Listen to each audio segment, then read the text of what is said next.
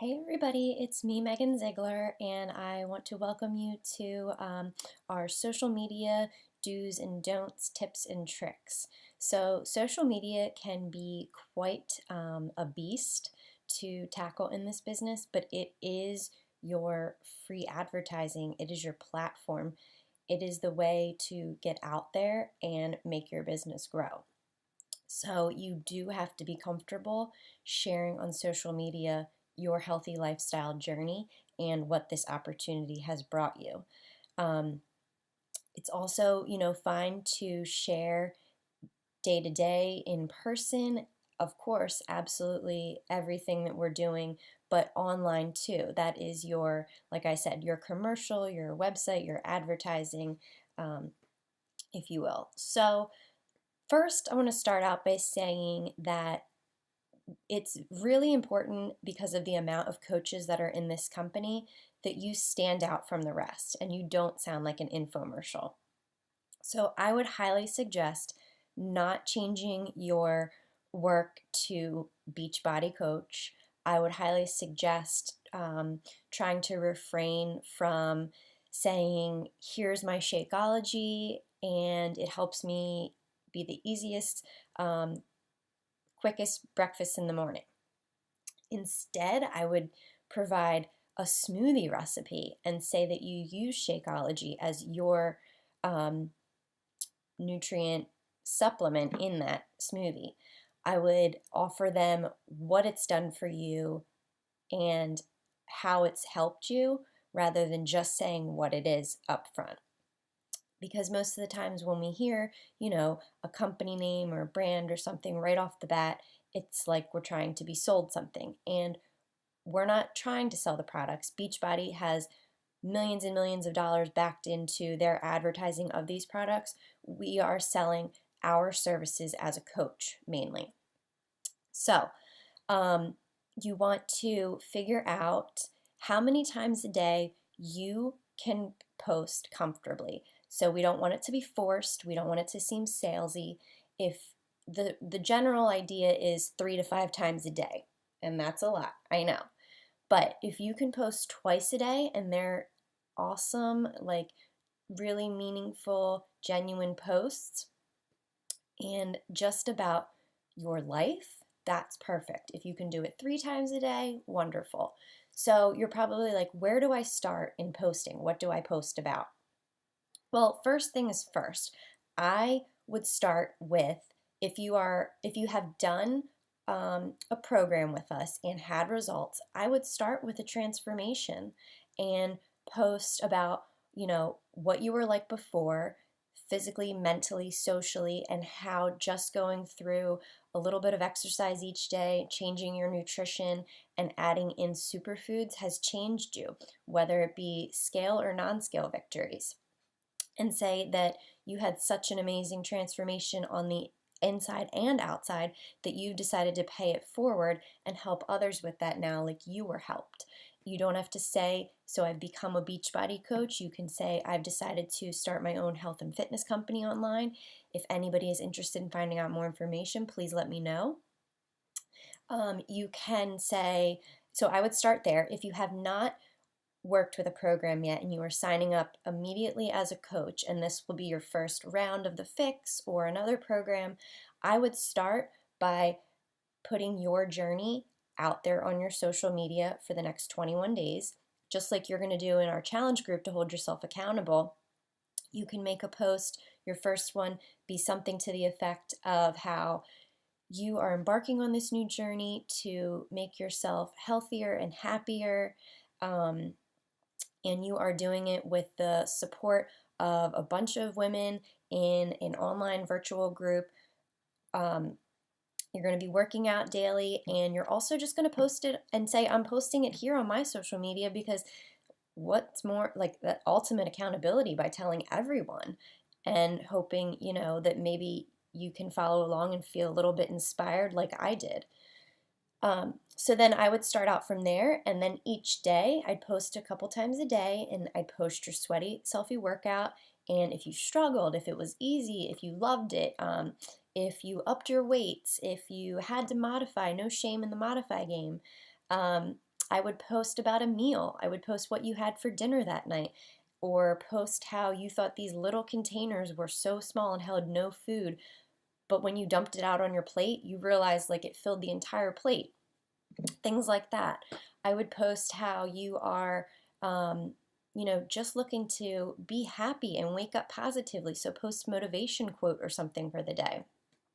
And I would track your journey for 21 days. And at the end of that 21 days, talk about your transformation and becoming, ready to run your next challenge group. And would anybody like to join you in your next round? So if you have no idea what to post, what do you post? I'm going to give you 3 tips if you have no idea what to post each day.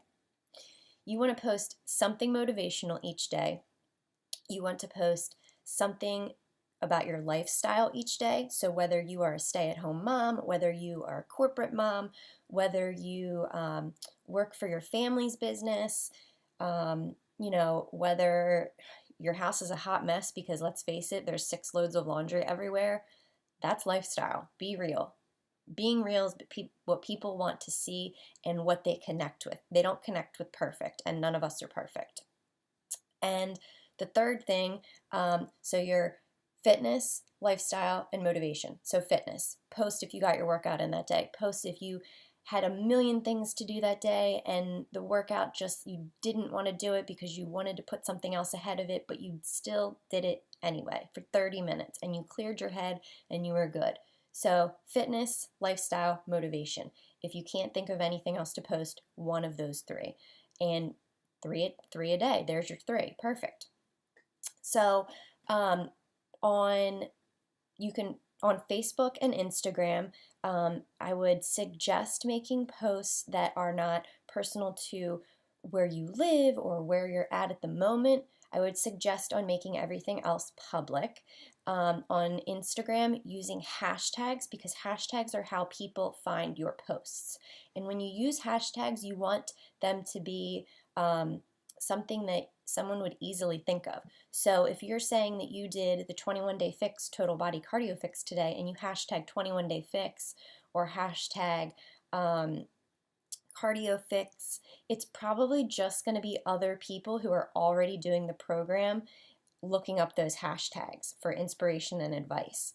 So really you want to go outside that market because more than likely they're already working with a coach, and you want to reach people who are just looking for an at-home workout, a total body workout, leg day workout, arm workout, mommy and me workout, things like that. So think about if you knew nothing about our company, if you knew nothing about being a health and fitness coach, and you were in search of what we provide, what would be things that you would search for? So if I was feeling down one day and I just wanted to go look at inspirational quotes on Instagram, I'd probably hashtag inspiration.